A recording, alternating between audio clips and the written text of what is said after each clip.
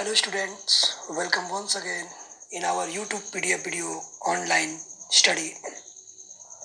Now this is our next chapter in geography section, chapter number 4. The name of the chapter is air.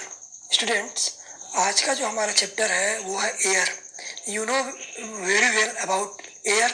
Air को हम लोग हिंदी में हवा बोलते हैं. And the air is known as the most important element of life. हाँ student, जीवन का सबसे जो महत्वपूर्ण लिविंग एलिमेंट है अर्थात तत्व है वो है air. As you know you can live without water few days. आप पानी के बिना कुछ दिन तक जीवित रह सकते हो. And you can live without food for may be a month. हो सकता है कि आप भोजन के बिना एक महीने तक भी जीवित रह सकें. But you can easily imagine, आप आसानी से यह कल्पना कर सकते हैं कि without air it is not possible to live more than 2 to 5 minutes. 2 से 5 मिनट भी जीवित रहना हमारा, वो भी बिना हवा के, बिना एयर के, ये पॉसिबल नहीं है. सो स्टूडेंट, इस लेसन में हम अपने जीवन के सबसे महत्वपूर्ण एलिमेंट के बारे में, तत्व के बारे में जानने वाले हैं, वो है एयर. तो आइए स्टार्ट करते हैं lesson. You know our earth is surrounded by a huge blanket of air called atmosphere. जैसा कि आप जानते हो, जो हमारी धरती है वो एक बहुत बड़े एक आवरण से, एक प्रकार के ब्लैंकेट यानी एक प्रकार के खोल से घिरी हुई है. और वो खोल क्या है? वो खोल ब्लैंकेट ऑफ एयर है, यानी हवा के एक प्रकार के खोल से घिरी हुई है, जिसको हम लोग एटमॉस्फेयर कहते हैं, अर्थात वायुमंडल. ओके स्टूडेंट,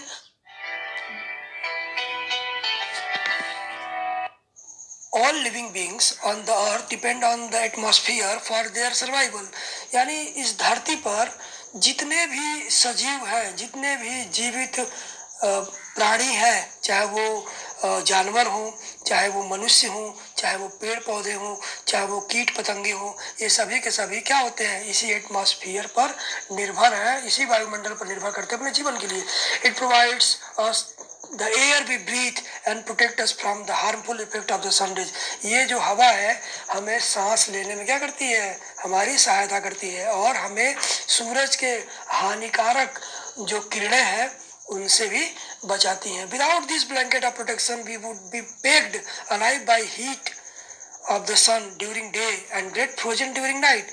अगर ये ब्लैंकेट ऑफ एयर नहीं होता, अगर ये हवा की चादर नहीं होती, तो संभवतः हम लोग जीवित ही सूर्य की रोशनी में दिन के समय भून जाते. अर्थात जैसे कि ओवन में कोई चीज़ भुना जाता है ना, पकाया जाता है, तो उसी तरह हम लोग भी भून जाते. इतनी गर्मी पड़ती और रात के समय धरती इतनी ज़्यादा ठंडी रहती कि हमारी कुल्फी बन जाती, अर्थात हम लोग बिल्कुल ठंड से जम जाते. और यानी ऐसी कंडीशन में लाइफ पॉसिबल नहीं होता. So it is this mass of air that has made the temperature on the earth leviable. अर्थात ये हवा का दबाव ही है, या जो हवा की का भार ही है जो धरती पर तापमान को बैलेंस करके रखता है, जिससे कि धरती पर जिंदगी जीने लायक अनुकूल परिस्थितियां बन सके. अदरवाइज ये लाइफ पॉसिबल ही नहीं होता. स्टूडेंट्स, यहाँ पर डू यू नो देखेंगे हम. Do you know carbon dioxide released in the atmosphere creates a green house effect bye trapping the heat radiated from the earth.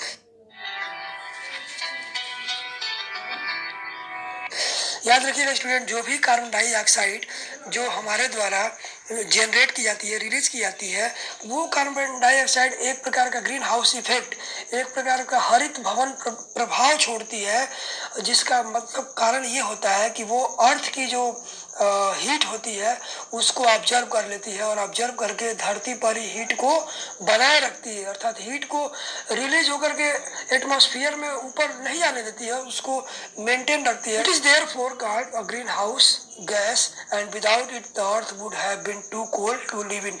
और यही जो गर्म हवा है वो धरती को जीवन के लिए जो उचित तापमान होता है उसको बनाए रखने में मदद करती है. अगर ये CO2 गैस नहीं होता तो धरती बिल्कुल बर्फ का क्या होती? एक गोला होती और कुछ नहीं होती। However, when it is level in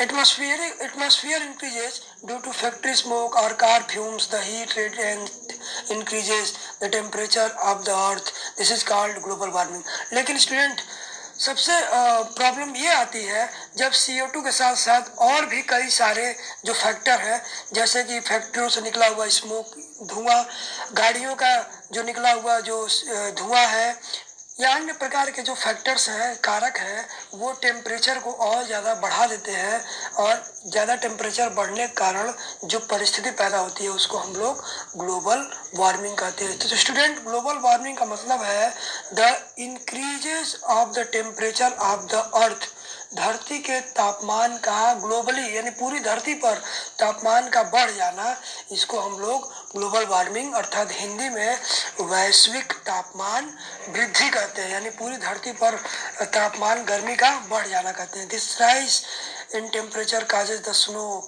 in coldest part of the world to melt. As we result, the sea level rises causing floods in the coastal areas. और इससे क्या प्रॉब्लम आती है स्टूडेंट? टेम्परेचर के बढ़ने से लगातार जो हमारे कोल्डेस्ट प्लेसेज है, जैसे कि आर्कटिक सर्किल या अंटार्कटिक का जो प्लेस है, जो कि कोल्डेस्ट प्लेसेज में जाने जाते हैं, यहाँ पर जो जमी हुई बर्फ है वो लगातार पिघलती चली जाती है, और इनके पिघलने से जो water level of the ocean है, समुद्र का जलस्तर है, वो लगातार बढ़ना शुरू हो जाता है। और समुद्र के जलस्तर बढ़ने से क्या होता है कि जो कोस्टल एरियाज है या जो आइलैंड्स वगैरह है, वो लगातार वो श्रिंक होने लगते हैं, अर्थात वो डूबने लगते हैं, और फ्लड की कंडीशन वहाँ पर यानी बाढ़ की स्थिति वहाँ पर बन जाती है। There may be drastic changes in the climate of a place leading to the extinction of some plants and animals in the long run. और ध्यान दीजिएगा, जब ऐसी परिस्थिति होती है, इस प्रकार का जब प्रॉब्लम आता है, तो ये बहुत ही भयानक बदलाव लाता है, और वातावरण में भयानक बदलाव होने के कारण, जलवायु में बड़ा परिवर्तन होने के कारण जो तमाम तरह के पेड़ पौधे और जीव जंतु की जो स्पीसीज यानी कि प्रजातियां हैं, वो खतरे में आ जाती हैं, कई बार वो समाप्त भी हो जाती हैं। Now student, next topic is the composition of the atmosphere. So student, composition of the atmosphere अर्थात वायुमंडल की बनावट। वायुमंडल की बनावट क्या होती है? Do you know that the air we take in while breathing is actually a mixture of many gases? क्या आप जानते हो कि जो हवा हम लोग अपने इस वायुमंडल से, अपने इस वातावरण से प्राप्त करते हैं, ये कई गैसों का मिश्रण होता है। इसमें यानी बहुत सारी गैसेज जो होती हैं मिली होती हैं, जैसे कि nitrogen, oxygen are two gases which make up the bulk of the atmosphere, जिनमें से दो गैसेज सबसे प्रमुख हैं, और यही दोनों गैसें मिल करके टोटल एटमॉस्फेयर को कवर करती हैं। Carbon dioxide, helium, ozone, argon and hydrogen are found in lesser quantities. इसके अलावा जो अन्य दूसरी गैसें हैं जिनका नाम अभी मैंने बताया, ये कम मात्रा में एटमॉस्फेयर में पाई जाती हैं। Apart from this gases, tiny dust particles are also present in the air. The pie chart gives you the percentage of the different constituents of air. अब देखिए, इन गैसों के अलावा भी और बहुत सारे डस्ट पार्टिकल है अर्थात धूल कण है हमारे इस वायुमंडल में मौजूद है। और अगर हम इस पाई चार्ट को देखें तो आप देखेंगे स्टूडेंट, इसको ध्यान से देखिए, you can see nitrogen in the most part, you can see सबसे अधिक जो मात्रा में जो गैस पाई जाती है वायुमंडल में वो है नाइट्रोजन। अकेले 78% यानी 3/4 से अधिक हिस्सा नाइट्रोजन का है। इसके बाद दूसरा नंबर आता है ऑक्सीजन का, तो नंबर सेकंड। एंड लिविंग जो ऑर्गेनिजम्स हैं उनके लिए सबसे इम्पोर्टेंट जो एलिमेंट है वो है ऑक्सीजन, सबसे इम्पोर्टेंट गैस।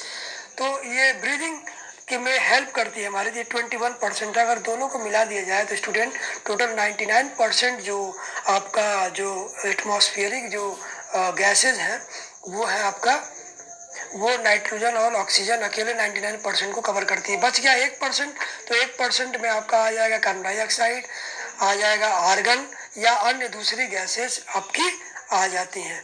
तो ये है हमारा आप देख सकते हैं जब हम लोग वेन वी इनहेल, जब हम लोग हवा में सांस लेते हैं तो we take some amount of nitrogen into our lungs and exhale it. तो हम ऑक्सीजन के साथ साथ कुछ नाइट्रोजन भी ले लेते हैं और फिर जब हवा छोड़ते हैं तो वो बाहर भी आ जाता है। But plants need nitrogen for their survival. लेकिन पौधों को नाइट्रोजन उनको सर्वाइव करने के लिए चाहिए ही चाहिए। बिना नाइट्रोजन के पौधे ठीक ढंग से सर्वाइव नहीं कर सकते। They can not take.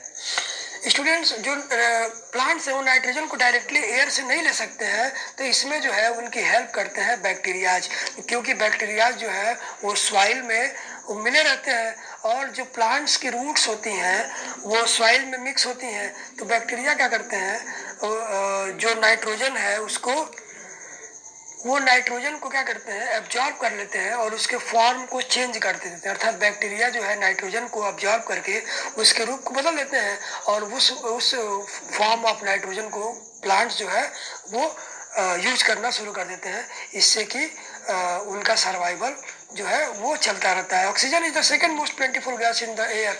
Oxygen जो कि दूसरा सबसे महत्वपूर्ण गैस है ह्यूमंस के लिए या सभी लिविंग बींग्स के लिए। Humans and animals take oxygen from the air as they breathe. जब हम सांस ले रहे हैं ना, आप सांस ले रहे होंगे तो आप सांस लेने की प्रक्रिया में ऑक्सीजन गैस को आप ग्रहण करते हो। Green plants produce oxygen during photosynthesis. और आपको अच्छी तरह पता है, आप साइंस में पढ़े भी होंगे कि जो हरे पेड़ पौधे हैं वो जब भोजन बनाते हैं फोटोसिंथेसिस की प्रक्रिया में, जिसको हिंदी में प्रकाश संश्लेषण कहते हैं, जो सनलाइट के प्रेजेंस में ही बनता है, तो उस परिस्थिति में पेड़ पौधे जो है वो ऑक्सीजन प्रोड्यूस करते हैं और वो ऑक्सीजन हम लोग उनसे प्राप्त करते हैं। तो इस प्रकार से in the this way oxygen content in the air remains constant. और इस प्रकार से ऑक्सीजन बराबर जो है एयर मतलब एटमॉस्फेयर में बना रहता है। If we cut trees then this balance get disturb. अगर मान लीजिए हम पेड़ काट देंगे तो ऑक्सीजन कहाँ से पैदा होगा, तो इस प्रकार से बैलेंस क्या होगा, इसका गड़बड़ा जाएगा। इसीलिए स्टूडेंट ध्यान रखिएगा, जितना से जितना अधिक हो सके आप प्लांट करिए, ट्रीज, ग्रीन ट्री प्लांट करिए और अपने अर्थ को और लाइवली बनाइए और हैप्पी बनाइए, जिससे कि जीवन और बेहतर हो सके। Carbon dioxide is another important gas. अन्य गैस की बात करें तो कार्बन डाइऑक्साइड जो एक महत्वपूर्ण गैस है, green plants use carbon dioxide to make their food and release oxygen. Student याद रखिएगा, जब हम ब्रीदिंग करते हैं तो जो हम एयर इनहेल करते हैं अर्थात सांस लेते हैं तो ऑक्सीजन लेते हैं, और जैसे ही सांस छोड़ते हैं तो वो कार्बन डाइऑक्साइड के रूप में कन्वर्ट होकर के बाहर निकलता है। तो ये कार्बन डाइऑक्साइड डायरेक्टली जो है प्लांट्स द्वारा एब्जॉर्ब कर लिया जाता है, जिससे कि भोजन बनाने में उनको मदद होती है। तो ह्यूमंस और एनिमल्स इस कार्बन डाइऑक्साइड को रिलीज करते हैं और इससे दोनों एक दूसरे को इंटरडिपेंड करते हैं। अर्थात ह्यूमंस और जो एनिमल्स और प्लांट्स हैं एक दूसरे में इंटरडिपेंडेंट होते हैं। अब आइए आगे बढ़ते हैं। The amount of carbon dioxide release by the humans और animals seems to be equal to the amount used by the plants which make a perfect balance. याद रखिएगा, जो कार्बन डाइऑक्साइड इंसान और जानवर मिल के छोड़ते हैं वो पेड़ पौधों द्वारा प्रोड्यूस किए हुए ऑक्सीजन के बराबरी में होता है।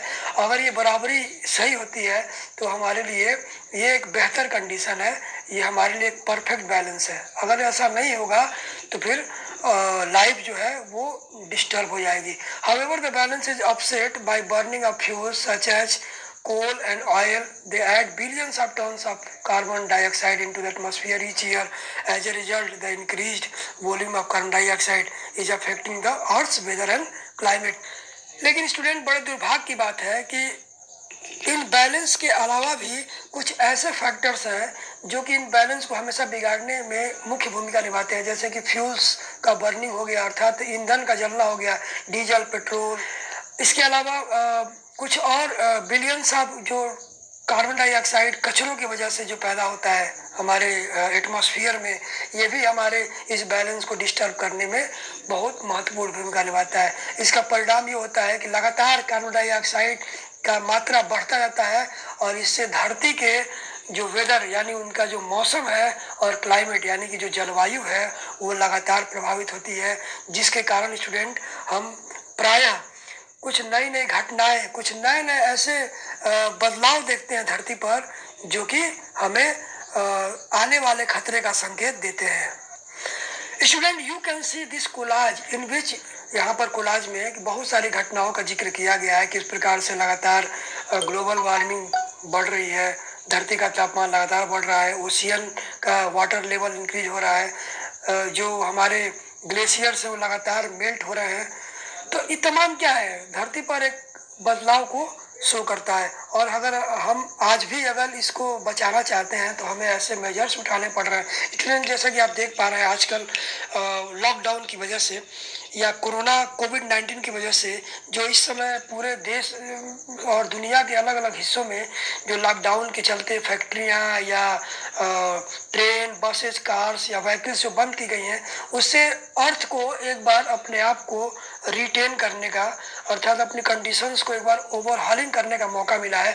तो आप देख पा रहे होंगे कुछ समय के लिए कुछ राहत भरी खबर देखने को मिल रही है। अभी हाल ही में हमने देखा था कि एक खबर आई थी कि जिसमें जो है अंटार्कटिका के एरिया के बराबर का जो हिस्सा है ओजोन परत का, वहाँ पर वो इतना हिस्सा जो है वो काफ़ी बेहतर हो गया है, अर्थात वो भर गया है। तो एक अच्छी खबर है लॉकडाउन जैसी विषम परिस्थितियों में हमारी धरती के लिए। भले ही लॉकडाउन हम इंसानों के लिए थोड़ा मुश्किल है, लेकिन हमारी धरती के लिए एक बहुत ही अच्छा ये कदम साबित हो रहा है। Now student, our next do you know is when air is heated, जब हवा गर्म होती है, it expands, become lighter and goes up। याद रखिएगा जब भी हवा गर्म होगी तो वो हल्की हो जाएगी और फैल जाएगी और फैल करके ऊपर उठनी शुरू हो जाएगी। याद रखिएगा जो कोल्ड एयर होती है वो डेंसर होती है और वो हैवी होती है और हमेशा जमीन को यानी सरफेस को पकड़ के चलती है, लेकिन गर्म हवा क्या होती है, हल्की होकर के ऊपर उठ जाती है। ठीक है, that is why it tends to sink down. इसी प्रकार से भारी हवा नीचे दब करके चलती है। When hot air rises, cold air from surrounding area rushes there to fill in the gap.